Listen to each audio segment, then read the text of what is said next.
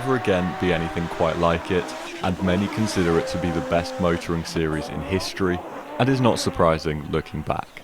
With unlimited boost, cars exceeding 600 horsepower, and nothing between spectators and the tracks, Group B is still seen as one of the most exciting eras of racing to ever take place on planet Earth. The cars which came out of it are downright legendary, and this 4-year period birthed some of the most significant automotive innovations in decades, especially thanks to the Audi Quattro. With that all taken on board, there was of course one glaringly obvious downside which eventually led to its demise.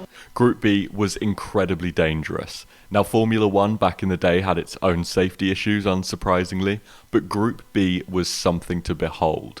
Spectators were all too happy to risk their lives to get as close as possible to the action, especially if they were equipped with cameras. It wasn't just the fans that were causing problems though. When you've got tracks like this, taken at break-neck speeds in cars like this, paired with the extremely competitive environment for drivers and crews alike, it was going to end in disaster. The most infamous Group B crash was Henri Toivonen's in 1986, which ultimately ended it. But today, we're going to take a look at another tragic crash which happened in the same year. Many see this incident as being largely responsible for the end of Group B, with Toivonen's being the final straw. During the third round of the World Rally Championship in Portugal near Sintra, a Portuguese driver by the name of Joaquim Santos was getting ready to show off his skills at the wheel of an RS200. Alongside him sat his co-driver Miguel Oliveira. Tensions were high that day. There was already a very apparent issue which a number of drivers had already voiced concerns over. The spectators were everywhere and out of control. The WRC had become massively popular over the few years prior, especially in Portugal, and there were parts where it was downright impossible for the number of spectators to fit. Given that one of the stages was in Sintra, just half an hour from Lisbon, Portugal's capital, many of the drivers knew that there was going to be trouble. The route's starting time had been adjusted recently from running in the late afternoon into the evening back to 9:15 in the morning. Before the first stage opened up, the Lagoa Azul, or Blue Lagoon, countless fans flooded in to get a good spot to watch the roughly 3-mile long stretch. It's noted the stage was fairly straight as rally stages go, so the speeds the drivers would be able to reach were going to be considerably higher than average. By the time 9:15 came round and the racing would begin, thousands of spectators had made their pilgrimage from far and wide. There were so many eager fans that the drivers knew they had merely inches to either side, which is just an impossible degree of tolerance to deal with. Almost immediately after the racing began, the first sign of the imminent disaster waiting to happen came. A spectator with appalling judgment decided to run across the road just as Rural's Quattro sped towards him. The spectator was luckily not hit, but he narrowly escaped with his life by a matter of millimeters. Not too long afterwards, Timo Salonen hit a cameraman whilst driving a Peugeot 205. Luckily the collision didn't end in a fatality, but the cameraman was pretty seriously injured with a number of broken bones and a decimated camera. Generally, commenters blame neither the cameraman nor Salonen. He was effectively pushed onto the track from too many spectators cramming into the space behind him, leaving the cameraman forced to stand in the road. Salonen did manage to finish the race, albeit with a pretty battered car and a few pieces of trim missing. Naturally, the crews were downright furious about the complete lack of organisation and crowd control in place. Immediately after Salonen got to the end, the officials received an earful, to which they presumably shrugged their shoulders because there was nothing they could do besides, though disaster struck. Rather than piece together what's going on myself, it's worth taking a look at Oliveira's account of the event. There is the fastest part of the stage. You come onto a straight, and then you have a right-hand bend, which is very, very fast. It's almost no bend. It's fifth gear, almost maximum. In the training, Joachim was doing 200 kilometers an hour at that point. After that, you're slowing down for a left-hand bend. The road was completely packed. There were people and people and people.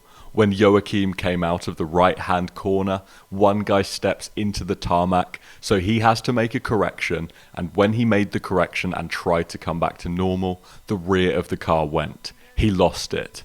He then goes on to say he continued reading the pace notes because over the years he'd learned to be able to read whether or not the car was controllable.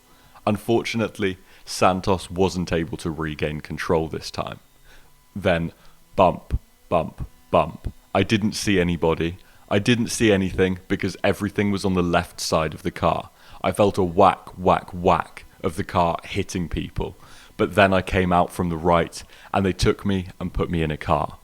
At the time, Oliveira had no idea just how bad their crash had been. 32 spectators lay strewn around the wrecked car, seriously injured. Tragically, 3 spectators instantly lost their lives, among them a mother and her 11-year-old son. The third on-site fatality was unfortunately another child. One of the injured spectators also passed away later on in hospital, making a total toll of 4. With well in excess of 30 serious injuries to people who weren't even racing, it was clear that something had to be done. Marc Juez, who was behind the RS200, warned the officials to stop the stage after he'd gone past. He told the race officials what he'd just seen on the rally stage, but it didn't have an immediate effect. This was shocking, bearing in mind a number of ambulances needed to immediately access the injured people and get them to safety. Before this could happen, more than 10 cars followed Juez down the stage. Since the officials were showing complete disregard for safety, the crews came together and had a meeting. A number of crews clubbed together and outlined a list of reasons why they did not want to continue on with the Portuguese rally, but even this effort didn't stop the rally from going ahead. Not only did the officials disregard the requests from these crews, but they also condemned their behaviour. Ari Vatanen spoke about the problem that day. In Italy and places like this, it was difficult to control the fans at the time, but in Portugal, it was impossible. I remember driving the Sintra stages, waving my fist at these crazy people in the road. You drive down this human corridor, it was an accident waiting to happen. Ultimately, even the scale of this crash did little to put off the organisers, and an additional 2 huge crashes followed shortly afterwards that year, which acted as the final nails in the Group B coffin. This incident was tragic across the board, and is still seen by many as the low point of the sport. From race officials not even bothering to halt the rally, to downright dismissing requests from a number of concerned crews, the responsibility of a catastrophe like this has to be placed partially on this group. Unlike some freak motorsport accidents, this tragedy was clearly preventable. Whether Santos and Oliveira would have still crashed or not is besides the point.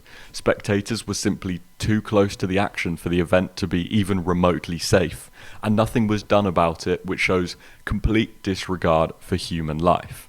Given that a very near miss and a collision with a cameraman had already happened that morning, the rally should have been halted and spectators should have been moved.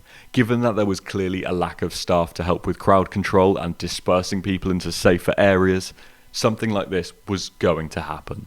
Group B fans were definitely known to be crazy, but ultimately if no one was there to tell them to move, it's not really on them.